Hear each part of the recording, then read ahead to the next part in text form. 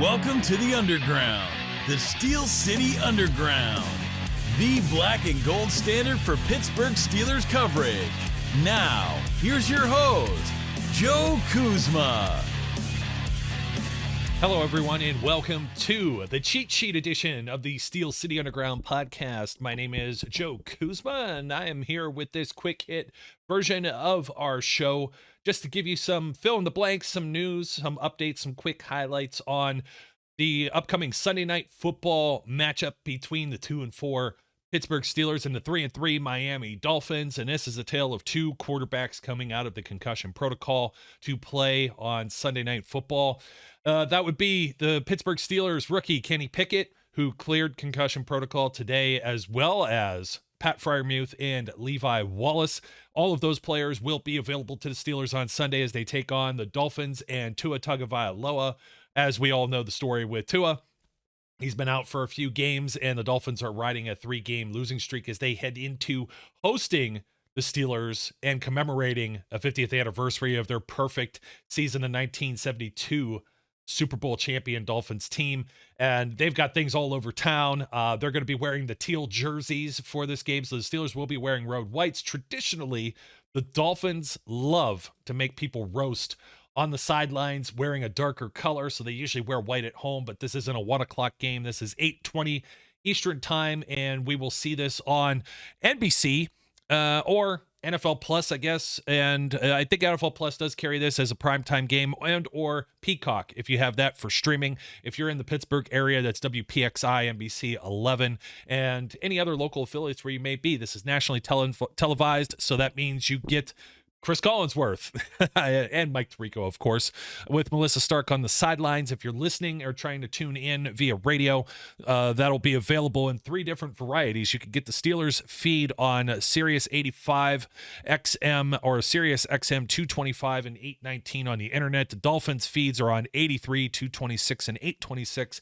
And then the national feed is available. This is Westwood 1, Ryan Radke and Mike Mayock. That will be on SiriusXM NFL Radio channel 88, which is the same call sign or call number all the way across all of the SiriusXM platforms, no matter where you may have those. Of course, Bill Hillgrove and Craig Wolfley with the call, assisted by Missy Matthews and Max Starks on the sideline. And your referee for this game is Scott Novak at Miami Gardens, Florida, the Hard Rock Stadium. About 65,000 people expected to be there. Standing room only tickets are being sold for this event, natural grass surface. And the Steelers head into this one actually leading the all-time series 15-13. They won the last matchup of these teams on my birthday. This was the Mason Rudolph return game from a concussion then, if you remember that, how crazy that is. October 28th, 2019, the last time they met. The Steelers lead the series 9-4 at home. The Dolphins lead it in their home 9-6, almost even Steven right there. That game was last won by the Dolphins in their venue on October 16th, 2016. They're tied 2 apiece in the postseason, which the Steelers won in a very cold, I believe the second coldest game in what was Heinz Field history, now Acrisure Stadium, on January 8th, 2017, when the Steelers won 30-12. There's hardly any remnants of that Dolphins team or even that Steelers team, I don't think. Maybe Cam Hayward, might be TJ Watt or somebody like, well, no, that would have been 2016 season. So not very many people left that probably remember that from either side, so there's no real revenge aspect to this. Of course, the Steelers are led by Mike Tomlin, who's 156, 89-2 in 16 seasons with the Pittsburgh Steelers. He is 4-2 against the Miami Dolphins lifetime. He will be going up against first-year head coach Mike McDaniel, who is 3-3 overall. That's career and otherwise. As mentioned, that's what the Dolphins come into this game. The Steelers looking to edge maybe even closer to a 500 record. We'll take a look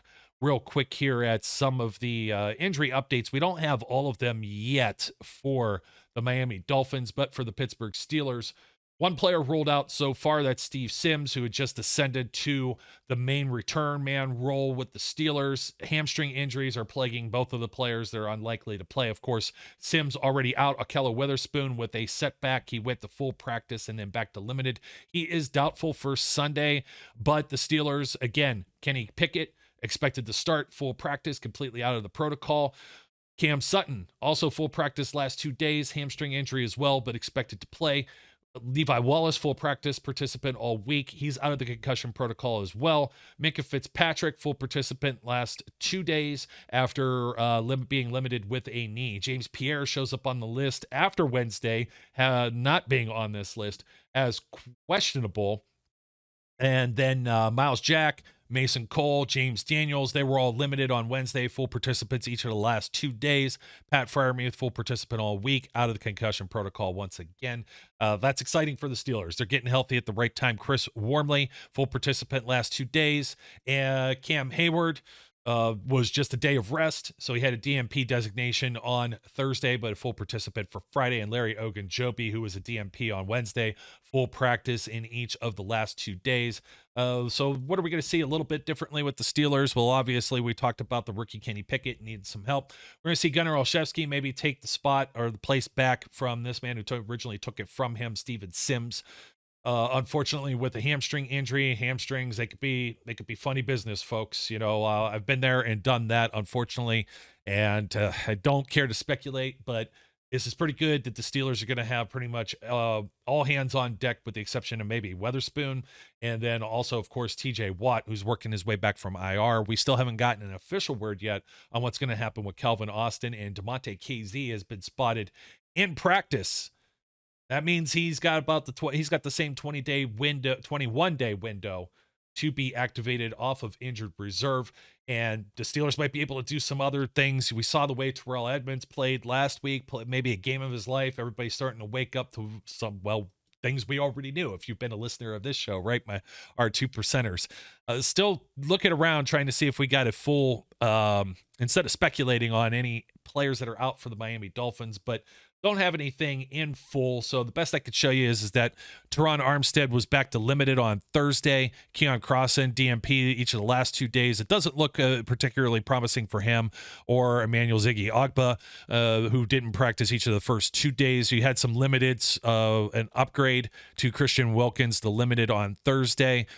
I'm trying to see some other ones. Raheem Mostert, of course, back to a full participant Thursday, so he should be available. A lot of other players still hanging in the limited participation area, but should be available to the Dolphins, including Jalen Waddle with a shoulder, Durham Smythe with a hamstring, and I'm trying to see who's the other. Greg Little had been downgraded with an Achilles on Thursday, and we'll have to see what happened with him on Friday. So that's one of the offensive tackles for the Miami Dolphins, who come into this game and kind of interesting to see what's going to play out. They've been scoring 21.8 points per game with about 366 yards of offense. That is a bit more than what the Steelers have been averaging, with 291 yards of offense and only 16 points. Their leading passer is still Tua Tagovailoa with over 1,000 yards, 1,035, 8 touchdowns to 3 interceptions. Their leading rusher is Mostert, who was previously mentioned, 71 carries for 309 yards.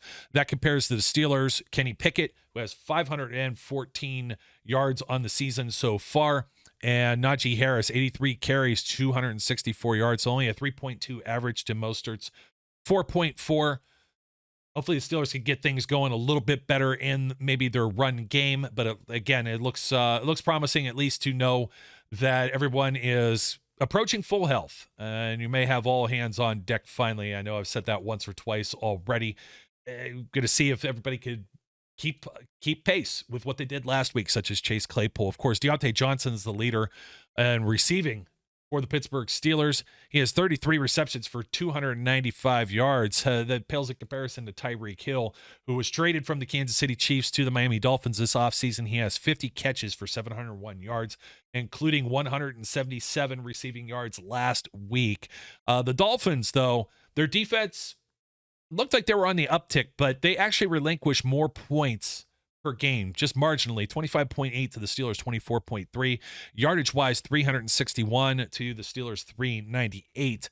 Melvin Ingram and Brandon Jones lead them in sacks, each tied with 2 apiece, and Javon Holland also has 1 as well. I thought Holland was actually on... I was looking to see if he was on this list, the injury list. I could have swore I saw something about him, but we'll just leave it at that. Again, quick hits, right? Steelers are led by NFL sacks leader Alex Highsmith, who has 6.5 sacks on the season so far. We'll see if they could create the same type of confusion and pressure as they brought to Tom Brady just last week. Minka Fitzpatrick returns after missing a game, leads the Steelers with 3 interceptions. The Steelers are +1 in the takeaway giveaway column, whereas the Dolphins are a -5.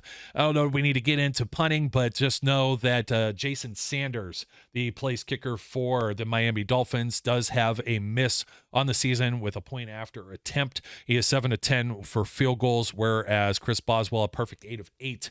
Extra point tries, 11 of 15 in the field goal category. Last time Kenny Pickett was on the road, 327 yards passing. So we'll see what the Miami Dolphins defense ends up giving him and what he can take. Of course, he left the game early in the third quarter last week and made way for Mitchell Trubisky, who came in and completed 9 of 12 for 144 yards. Got the Steelers on the board, a touchdown pass, the first to a receiver all year. That was the aforementioned Chase Claypool. And Mitch will be there in a reserve role. He did not take the starting reps all week. Kenny Pickett was cleared to practice early on this week, so we could expect Kenny with a full week's worth of practice to be the starter for this game now that he's out of that protocol. Wise on the Steelers' part, must have known something or saw something that we didn't know and got around the PR nightmare that's going to be everyone talking about concussions. You know, Chris Collinsworth Chris Collinsworth is not going to shut up about any of this. Usually I throw up the chart now with the TV stuff, right? But I already told you, NBC, Sunday Night Football, throw the rabbit ears onto your antenna, do a channel scan, do a search. You're going to find the game there, or you should be able to stream it from somewhere, somehow. NFL Plus, Peacock, it may even be available on some of the local apps. So this is one where you're not going to have to ask somebody on Facebook if somebody can share a stream with you or do anything like that, give you a play-by-play or any of the above. We'll see how late this game goes, however, and we're going to see what the weather's going to be like too. I think we're supposed to be in the 80s during the day in Miami, Florida. Of course, it's going to cool off as the sun goes down periodically throughout the day. So very excited to see what's going to happen with this one. Don't forget to check out the companion to this, myself and Brian talking about the keys to the game and all the different things the Steelers are going to need to get this one done and maybe stack some wins, get 2 in a row, and inch back into this AFC playoff picture, while the Miami Dolphins are looking to do the same thing. Their offense looked very explosive in the beginning of the season before kind of just sputtering out, particularly without Tua Tagovailoa. They've had to turn to Teddy Bridgewater and also Skylar Thompson, a rookie quarterback as well. So it's, man, it's pretty crazy. It's pretty crazy everything that's going on when it comes to the injuries, but it's one of these things where the Steelers, they do struggle when they're down in Southern Florida, whether it be Jacksonville, whether they're down in Tampa, the true Southern Florida, or whether they're in Miami. But hopefully the hot weather that's usually the advantage for these teams are for any of these teams, really. Like I said, hopefully that won't be as big of an advantage in this game since it will be played in prime time. Again, the spotlight back on the Steelers. Apparently the Miami Dolphins, though, they've been snubbed by the Sunday Night Football kind of gods. And it's been quite some time before they've been on. I'm trying to find this. I think it was Big Cat from Barstool Sports, and trying to give a quick look because I wanted to give credit to him, and it was just it was one heck of a fact. And here we go. Big Cat says, I'll pull it up real quick as one of my closing points. Here's a fun fact for you. The Dolphins have basically been blackballed from Sunday Night Football the last 18 years. Enjoy Sunday night this week. It's only the third time they played in that game in recent memory. Wow. Just third time in 18 years being on Sunday Night Football. So I guess, there is reason, there is cause to celebrate and to bring out all the fancy jerseys, all the nostalgia, all the dinosaurs that like to pop the champagne whenever one of those unbeaten teams finally does become beaten. So, folks, that'll pretty much do it for me here. My name's Joe Kuzma, and thank you for tuning in to this short version, the cheat sheet version of the Steel City Underground podcast for this week. Again, check out the show that just aired just yesterday. You can catch some more of the details. The devil's all in the details, but there's really not a whole lot else to say about this game. There's a lot of these two teams have a lot of mirror images. They're both beat up along both of their offense and defensive lines, and they both have the quarterbacks again coming off of concussion protocol. So there's going to be a lot that's going to be said about that. There's also there's history. Obviously, they're both very rich franchises when it comes to their history and legacy in the league. It'll definitely be spotlighted on top with the Dolphins having the home game and the 50th anniversary stuff. Don't let that get to you too much. The Steelers get their little piece of the pie here later in the year with the Immaculate Reception deal as well. So that'll do it for me here with the Steel City Underground podcast. Don't forget to like, comment, and subscribe no matter where you're listening from, no matter where you're watching. We appreciate you. And as always, we encourage all of our listeners and viewers out there to be safe, be good, and we'll catch you later. We would like to thank you for listening and remind our listeners to follow us on social media and our website, www.steelcityunderground.com.